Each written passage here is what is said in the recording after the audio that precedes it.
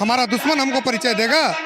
लोग ये परिचय लीजिए, यहाँ के जनता से लीजिए, आम आवाम से लीजिए, हाजीपुर के लोगों से लीजिए। कितना भी टूट जाए, ये परमाणु है, जितना छोटे होंगे उतने ही मजबूत होंगे। जितने छोटे छोटे अंश में तोड़े जाएंगे, एक एक व्यक्ति यहाँ पे चिराग पासवान होते जा रहे हैं। चिराग पासवान को किसी नेता के साथ की जरूरत नहीं है। हमारे राष्ट्रीय अध्यक्ष जी को बिहार के 11 करोड़ लोगों का साथ है, महिलाओं का साथ है, युवाओं का साथ है, उतना ही काफी है। हमको देखने वाले लोग हमको देख रहे हैं, नेता अनदेखा करके हम लोगों का कुछ नहीं कमजोर कर सकते, न कुछ बिगाड़ सकते। इस बार ऐतिहासिक जीत होगी और सिर्फ आदरणीय चिराग पासवान जी की ऐतिहासिक जीत नहीं होगी, संपूर्ण लोक जनशक्ति पार्टी रामविलास की जीत होगी। और आने वाले दिनों में बिना चिराग पासवान के बिहार की राजनीति संभव नहीं। कौन कहता है कि रामविलास पासवान जी, आदरणीय रामविलास पासवान जी किसी समुदाय के नेता थे?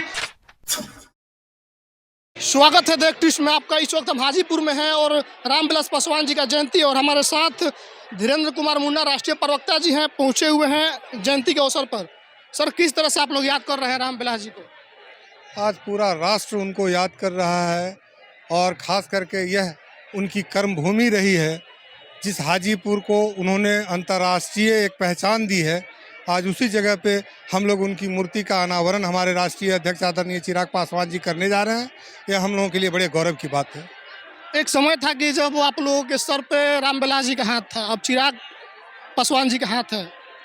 सेम जो उनका कार्यकाल जिस तरह से चलता था उसी तरह से अभी चल रहा है। अभी संभाल लिए हैं पार्टी को?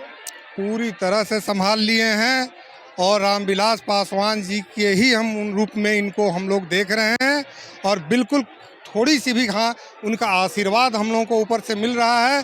पार्टी लगातार विस्तार कर रही है और आने वाले दिनों में बिना चिराग पासवान के बिहार की राजनीति संभव नहीं है। चिराग पासवान के बिहार राजनीति संभव नहीं है। किस बेस पे बोल रहे हैं? ये लोगों का जन समर्थन को देख के बोल रहे हैं। ये बिहार में कन-कन में बसते हैं। उनका जन समर्थन भी तो छीन लिया गया बिहार में। एक विधायक थे, उनको जेडीयू में शामिल करा लिया गया। देखिए, अगर पार्टी तोड़ दी गई। कितना भी टूट जाए, ये परमाणु है, जितना छोटे होंगे उतने ही मजबूत होंगे। ये अणु नहीं, परमाणु है। परमाणु जी, जितने छोटे छोटे अंश में तोड़े जाएंगे, एक एक व्यक्ति यहाँ पे चिराग पासवान होते जा रहे हैं। क्या लग रहा है, फर्स्ट बिहार फर्स्ट बिहारी का जो स्लोगन लाए हैं कामयाब होगा? 25 के चुनाव में ये कामयाबी दिलाएगी? अब आप देखिए, अगर उसके पूरे विजन को आप पढ़ेंगे तो उसी मुद्दे को लेकर के चाहे जो भी लोग राजनीति कर रहे हैं, उस पूरे डॉक्यूमेंट में एक एक चीज़ें हैं और उसी में से कुछ कुछ चीज़ों को कर रहे हैं। यहाँ की सरकार हो चाहे विपक्ष में बैठे लोग हों, सभी लोग उसी मुद्दे को उठा रहे हैं। क्या चीज़ है उसमें? उसमें रोजगार की बात है, उसमें किसानों की बात है, उसमें बेरोजगारों के हित की बात है, उसमें शिक्षा की बात है, उसमें सफाई की बात है, उसमें बूढ़ों के दवाई की बात है, उसमें कमाई की बात है। क्या बात नहीं है विजन? लग रहा है कि जो पहले से स्टेब्लिश बिहार के राजनीतिज्ञ हैं, जो पार्टियां हैं, वो बढ़ने देगी? जिस तरीके से बिहार में छोटे छोटे दलों को तोड़ा जा रहा है, शुरुआत हुआ चिराग पासवान से, मुकेश सहनी शिकार हुए, वैसी की पार्टी अभी हाल में शिकार हुई है। जो यहाँ के अस्थायी राजनीतिक दल है बिहार में, पनपने देंगे इनको? जो यहाँ जिनके बारे में आप बोल रहे हैं कि अस्थाई दल है, वो खुद पनपे हुए हैं।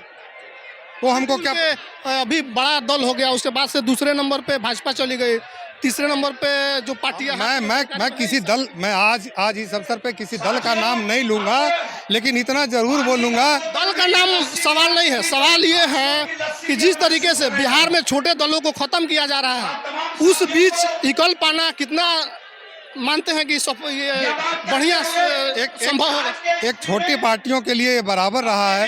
एक असफल प्रयास पूरे देश में इस तरह का चल रहा है, लेकिन ऐसा बात नहीं है। हम लोग और मजबूत होकर उभर रहे हैं और हमारे नेता जनता के बीच में जा रहे हैं और जन समर्थन प्राप्त कर रहे हैं। आने वाले दिनों में चुनाव में आपको देखने को मिलेगा। एक समय में जब बिहार में अल्पसंख्यक मुख्यमंत्री की बात हो रही थी, उस समय पासवान जी ने आवाज़ उठाई, लेकिन किसी ने साथ नहीं दिया। बाद में इनका एक चेहरा बना दिया गया कि एक समुदाय की पार्टी है। उससे आप लोग बाहर निकल पाए हैं? कौन कहता है कि रामविलास पासवान जी, आदरणीय रामविलास पासवान जी किसी समुदाय के नेता थे? वो बिहार के नहीं। तो यही परिचय दिया जा रहा है। कौन परिचय दे रहा है? हमारा दुश्मन हमको परिचय देगा। लोग ये परिचय लीजिए, यहाँ के जनता से लीजिए, आम आवाम से लीजिए, हाजीपुर के लोगों से लीजिए। चुनाव के समय में चिराग जी ने कहा कि मैं हनुमान हूँ, मेरे राम है मोदी जी। लेकिन बाद में उनका बंगला छीन लिया गया, पार्टी तोड़ दी गई, तमाम प्रक्रिया हुआ। क्या मानते हैं कि कौन साथ देगा अभी चिराग जी को?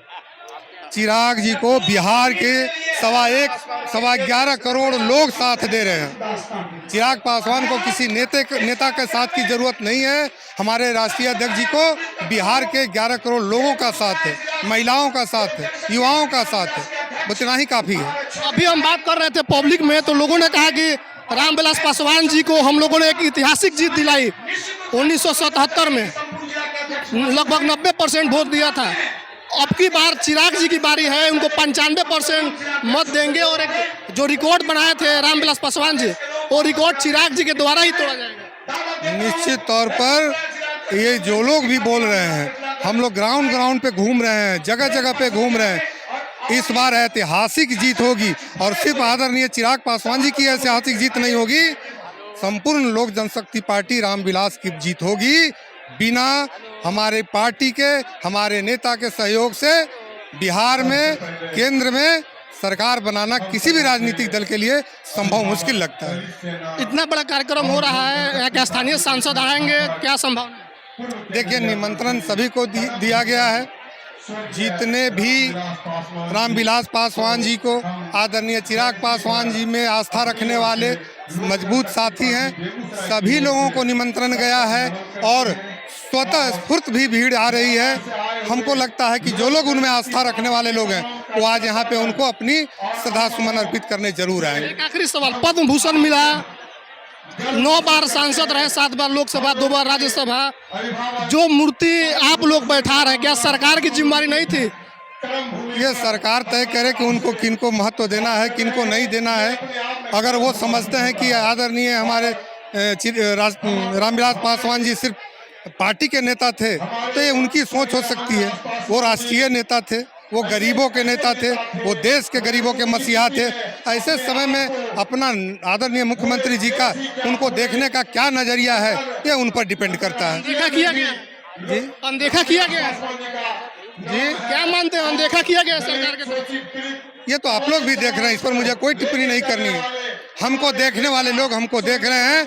नेता अनदेखा करके हम लोगों का कुछ नहीं कमजोर कर सकते, न कुछ बिगाड़ सकते। हमारे साथ लोजपा रामविलास के प्रवक्ता, राष्ट्रीय प्रवक्ता धीरेन्द्र उर्फ मुन्ना जी थे। इनसे तमाम जो सवाल है उस पर बात हुआ है। आपकी क्या प्रतिक्रिया है, कमेंट करके बताइए। फेसबुक पर देख रहे हैं तो शेयर कीजिए, यूट्यूब पर देखते हैं घंटी बजा के चैनल को सब्सक्राइब कीजिए। धन्यवाद।